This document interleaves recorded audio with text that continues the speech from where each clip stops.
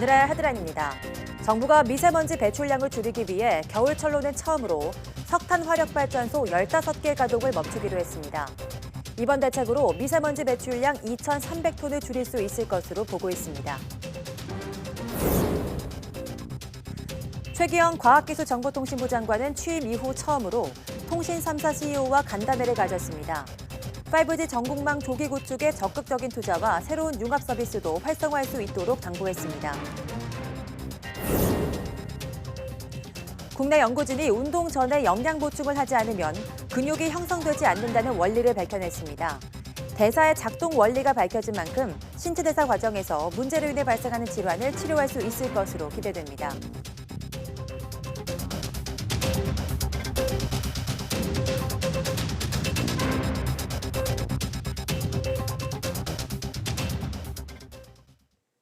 여러분 안녕하십니까? 11월 29일 사이언스 투데이입니다. 정부가 미세먼지 배출량을 줄이기 위해 겨울철에는 처음으로 석탄 화력발전소 가동을 줄이기로 했습니다. 이 미세먼지 피해가 큰 서해안 지역을 중심으로 최대 15개 가동을 멈춰 배출량 2,300톤을 감축한다는 계획입니다. 이지은 기자입니다. 겨울철에는 전력 수요가 많아 발전량이 늘어나고 동시에 미세먼지 농도도 높아집니다. 그러자 정부가 이번에는 석탄 화력발전소 가동을 줄이는 고강도 대책을 펴기로 했습니다.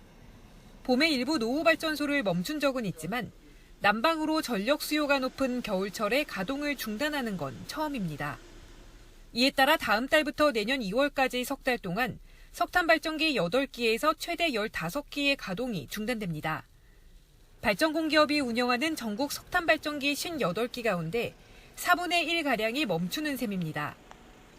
가동 중단 조치는 서해안 일대의 미세먼지가 심각한 점을 고려해 태안과 당진 등 충청권 발전소 중심으로 진행됩니다. 몇 기의 가동이 중단될지는 전력 수요에 따라 매주 달라질 전망입니다. 추위로 전력 피크가 예상되는 1월 넷째 주에는 가장 적은 8기의 가동이 중단되고 기온이 점차 높아지는 2월 넷째 주에는 최대 15기까지 가동이 멈추게 됩니다. 정상적으로 운영되는 나머지 석탄 발전기 발전량도 석 달 동안 80%로 제한됩니다. 정부는 이번 대책으로 지난 겨울 석탄 화력발전소에서 배출한 미세먼지의 44%에 달하는 2,300톤을 줄일 수 있을 것으로 내다보고 있습니다. 앞으로도 올겨울과 마찬가지로 미세먼지가 증가하는 계절에는 안정적 전력 수급을 전제로 최대한 석탄 감축을 추진할 계획입니다.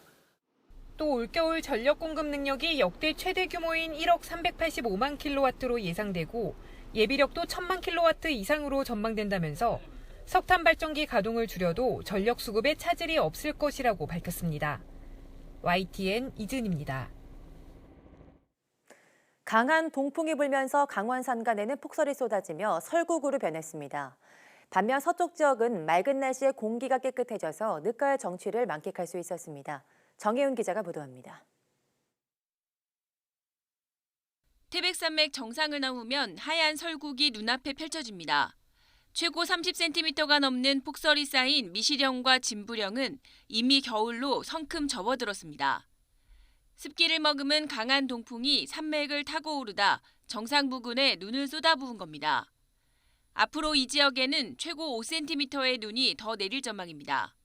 동해안으로 비나 눈이 예상되고 있는데요. 찬 공기가 약하여 주로 비로 내리겠습니다. 다만 기온이 낮은 강원 동해안 지역에서는 비가 눈으로 바뀌어 내리는 곳도 있겠습니다. 태백산맥 서쪽 지역은 전형적인 늦가을 날씨가 이어졌습니다. 맑고 파란 하늘에 낮 동안은 기온이 크게 올라 선선했습니다. 거기에 미세먼지도 거의 없어 호흡하기 편했습니다.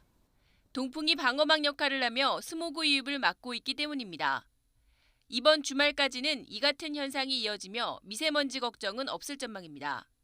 늦가을에 나타난 강한 동풍이 태백산맥을 경계로 겨울과 가을이 나뉘는 특이한 날씨를 선사하고 있습니다.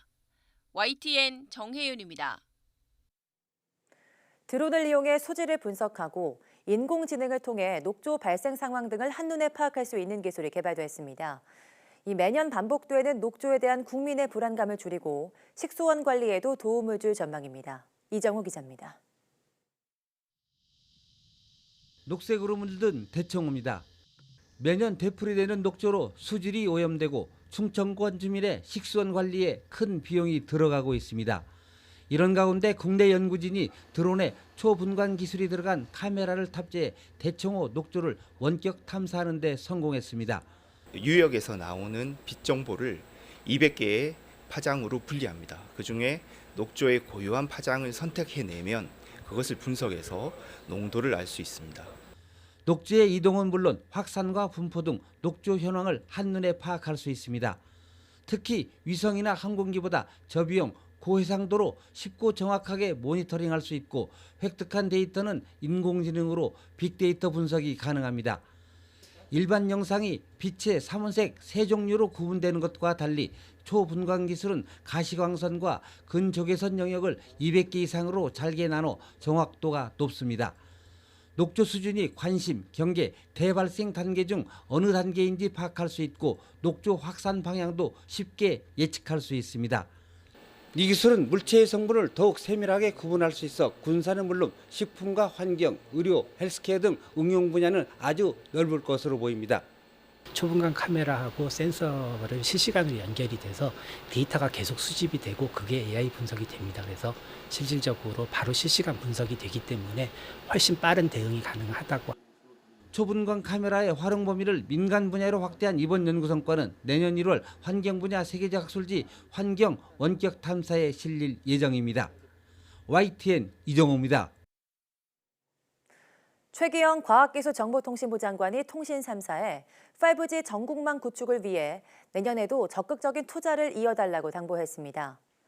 최 장관은 취임 이후 처음으로 열린 통신 3사 CEO와 간담회에서 5G 이동통신 상용화 이후의 성과를 점검하고 투자 확대 방안 등을 논의했습니다. 최기영 과기부 장관은 일각에서 5G망은 구축하고 있지만 효과를 체감할 수 있는 실질적인 콘텐츠가 없다는 지적도 있다며 통신사에서 새로운 비즈니스 모델과 킬러 콘텐츠 개발에 많은 노력을 하는 것으로 알고 있는데 정부의 도움이 필요한 부분이 있다면 말해달라고 당부했습니다.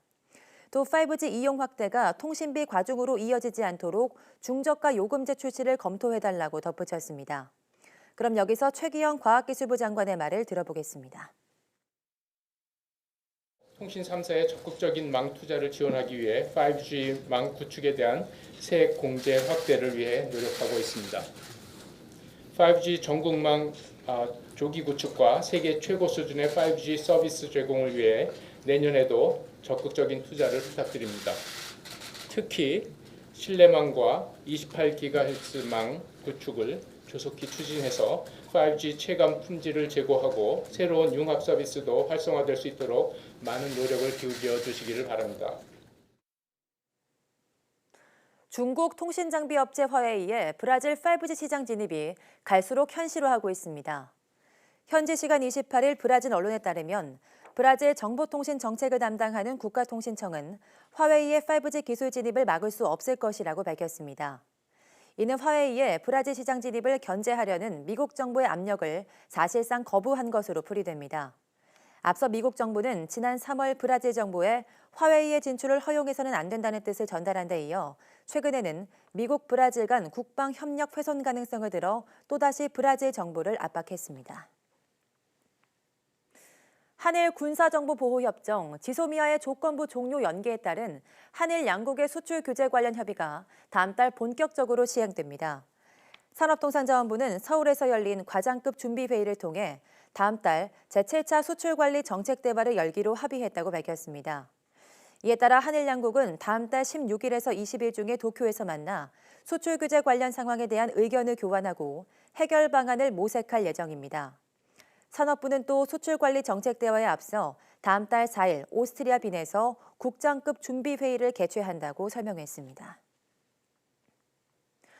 페이스북은 인공지능 기술로 테러나 불법 무기 등은 물론 혐오 발언까지 자동 감지해 삭제하고 있다고 밝혔습니다. 페이스북은 커뮤니티 규정 집행 보고서에서 유해 콘텐츠의 규정과 집행을 강화해왔으며 지난 5년 동안 AI에 투자를 집중해 콘텐츠 감지율과 삭제율을 높이고 있다고 말했습니다. 또 혐오 발언 감지 시스템의 기술이 향상돼 사전 감지율이 68%에서 80%까지 올랐고 올해 2분기부터는 일부 게시물을 자동으로 삭제하는 것도 가능하다고 설명했습니다. 페이스북은 혐오 발언과 비슷한 문자와 이미지를 구별하는 매칭 기능과 혐오 발언 콘텐츠에서 공통적인 문구나 패턴의 유사성을 감지하는 기법도 쓰고 있다고 소개했습니다.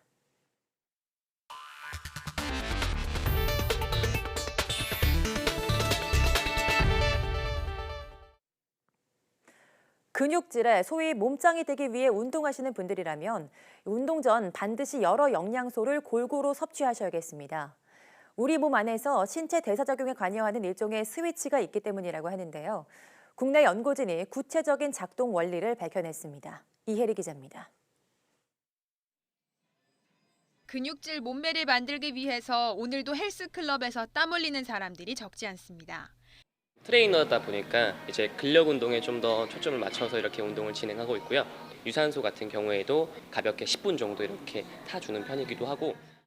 그런데 운동 전에 영양 보충을 충분히 해주지 않으면 근육이 형성되지 않는다는 원리가 밝혀졌습니다. 근육을 만드는 등의 대사 작용을 하는 이른바 몸속 스위치가 작동하지 않기 때문입니다. 이 스위치는 류신이란 아미노산을 감지하면 작동을 시작하는데 그렇게 되면 몸 안에서는 단백질 합성이 일어나고 근육이 형성됩니다. 지금까지는 이 스위치가 어떻게 작동을 시작하는지만 알려졌는데 국내 연구진이 이번에 스위치의 작동이 멈추는 과정을 처음으로 밝혀냈습니다. 이러한 신호가 꺼지고 켜지는 것이 조절이 구체적으로 되어야 하는데 기존에 신호가 켜지는 것만 밝혀져 있었더라면 이번에는 꺼지는 기전을 구체적으로 밝힘으로써 스위치가 꺼지는 데 핵심이 되는 건 개개인의 영양 상태입니다.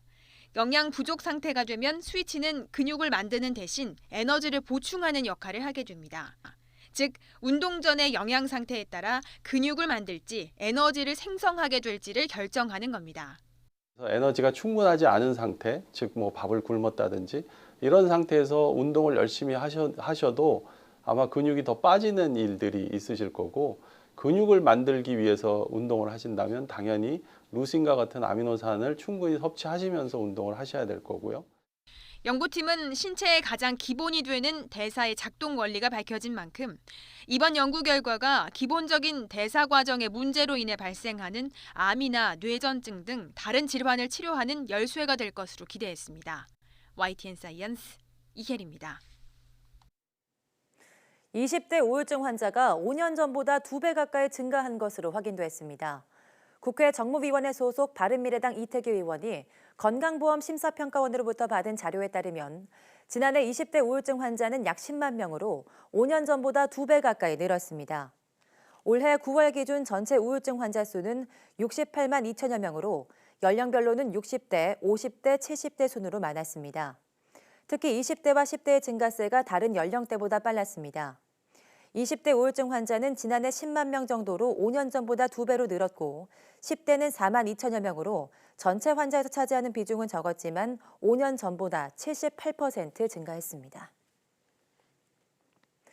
일부 채소의 새싹이 웰빙 식품으로 인기를 끌면서 새싹 채소 소비가 늘고 있습니다. 최근엔 국내 연구진이 마늘과 귀리 새싹의 효능을 새로 밝혀내 관심을 끌고 있습니다. 김학무 기자의 보도입니다. 문을 닫은 학교를 고쳐 만든 일명 식물공장. 교실에 5단 높이의 틀을 설치해 마늘의 싹을 재배합니다. 마늘을 심어 싹이 트면 5일에서 일주일 만에 수확할 수 있습니다. 마늘 새싹은 마늘보다 철분과 칼슘이 8배 많고 간 기능과 혈당을 개선하는 알라닌도 20배나 많습니다. 반면 매운맛과 마늘 냄새는 훨씬 적어 다양한 요리에 쓰거나 건강기능성 제품으로 생산이 가능합니다. 약 2년에 걸친 준비 끝에 올해 10월부터 본격적인 생산을 시작했는데 인터넷 쇼핑몰이나 로컬푸드, 호텔 등으로 판매가 늘고 있습니다. 대형 마트라든지 고급 식자재로 활용이 되게 되면 소득이 많이 늘어날 것이고 따라서 이제 지역사회에서도 같이 농가 소득에도 기여할 거라고 생각합니다. 세계 10대 슈퍼푸드 중 하나인 귀리의 새싹도 새삼 주목받고 있습니다. 귀리 새싹의 추출물이 아토피 피부염 개선에 효과가 있는 것으로 나타났기 때문입니다. 이 밖에 보리 새싹은 고지혈증과 당뇨병, 숙취 해소 등에, 땅콩 새싹은 골다공증 개선에 효과가 있는 것으로 연구 결과 나타났습니다. 추위에 견디는 작물들은 추위에 견디기 위해서 2차 대사산물을 많이 생성합니다. 이러한 식물들은 종자에 비해서 기능성 성분을 많이 함유하고 있기 때문에 기능성 식품으로 각광받고 있습니다. 농촌진흥청은 자체 개발한 새싹 관련 기술들을 특허 출원하고 상품화를 위해 업체에 이전하는 등 새싹 관련 산업을 적극 지원할 방침입니다. YTN 김학무입니다. 우리 밀은 맛도 좋고 안전하지만 가격 경쟁에서 소액 밀에 밀리고 있습니다. 여기 우리 밀을 지키기 위한 노력이 이어지고 있습니다. 갖가지 가공품이 나오고 있는 가운데 밀 산업 육성법도 내년부터 시행됩니다. 김범한 기자입니다. 얼마 전에 뿌린 밀밭에 벌써 싹이 파릇하게 났습니다. 땅을 노리지 않기 위해 벼를 베고 곧바로 밀 농사에 들어간 농민의 자부심은 대단합니다. 우리나라처럼 영양분이 좋고 몸에 좋다는 것은 우리가 직접 농사 지면서 먹어보니까 알고 자식, 손지들을 위해서 내가 우리 밀을 짓고 보람 있게 농사를 짓고 있습니다.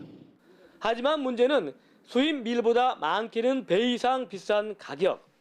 이런 어려움을 덜고 판로를 열기 위해 갖가지 가공품이 나오고 있습니다. 과자와 국수, 수제비, 장류, 피자에 이어 자장면도 나왔습니다. 짜장면을 먹어봤지만은 이렇게까지 맛있는지를 몰랐는데 우리 밀로 만든 짜장면이 쫄깃쫄깃하고 굉장히 맛있네요. 농촌진흥청이 개발한 흑밀쌀과 찰밀쌀도 새롭게 선보였습니다. 밀 주산지에서는 풍년을 기원하는 한마당 잔치도 열렸습니다.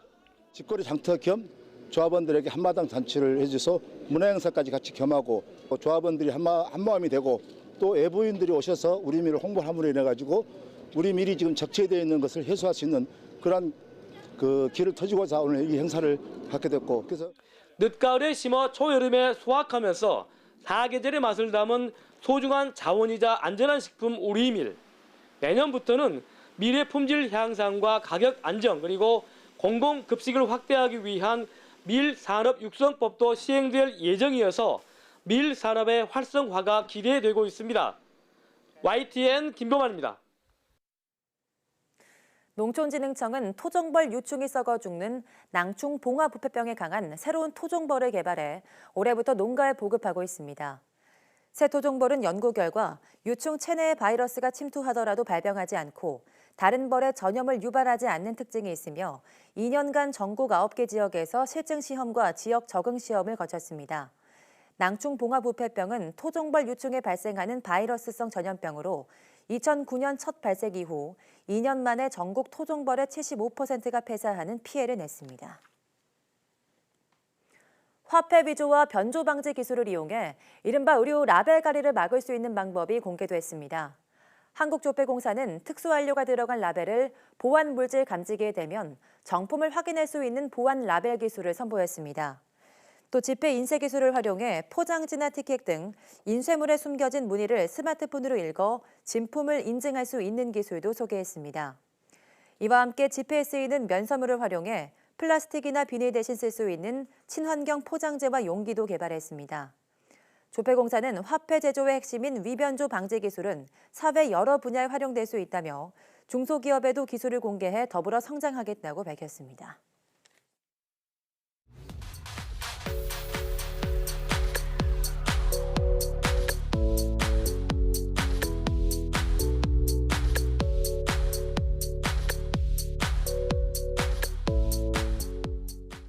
네, 한 주의 업무를 정리하는 금요일입니다.